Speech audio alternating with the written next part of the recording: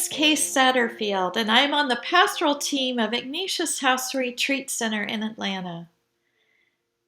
Jesus teaches us in the Gospel of John that he did not come to condemn the world, but the world might be saved through him. His good news encourages us to live in the light, and by doing so, we participate in bringing God's love into the world around us. The good news of Jesus in the Easter season promises that we are not alone in our command to love, but we are given an advocate, the Holy Spirit, to help us live out what Howard Thurman calls the ethic of love. As Christians, we are asked to love God, to love our neighbor, and also to love ourselves, which can sometimes be the hardest thing to do. It's not necessarily a vertical relationship, but more of a horizontal one, with each relationship of God, of neighbor, and of self weaving in and out of one another.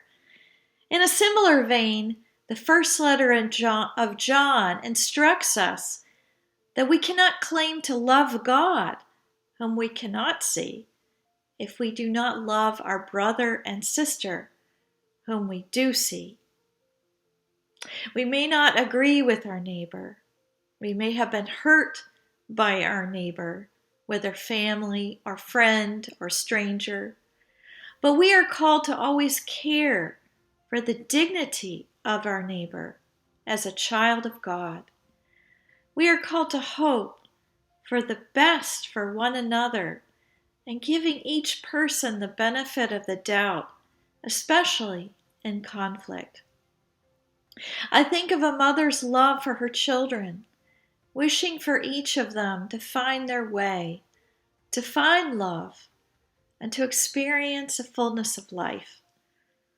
Also, hoping for a deep knowledge, a deep knowing of God's love for them that they then share generously.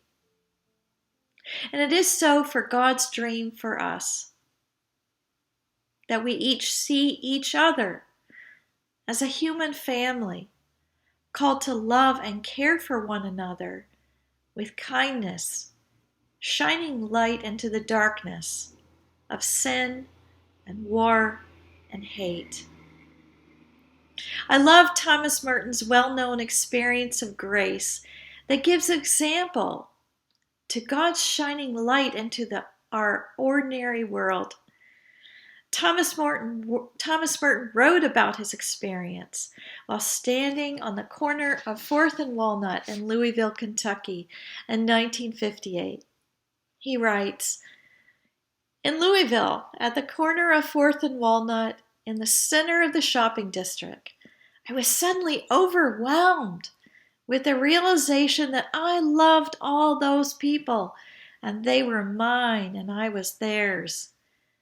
That we could not be alien to one another even though we were total strangers. I had the immense joy of being man, a member of a race in which God Himself became incarnate, as if the sorrows and stupidities of the human condition could overwhelm me.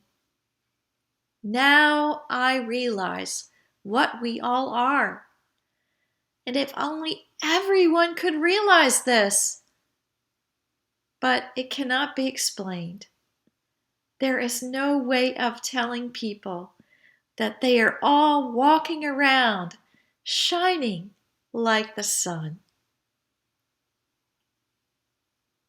What a beautiful gift of grace that Merton experienced on an ordinary day while running errands in town. Hoping you could invite grace into the ordinariness of your day and see those around you with love shining like the sun. Peace be with you.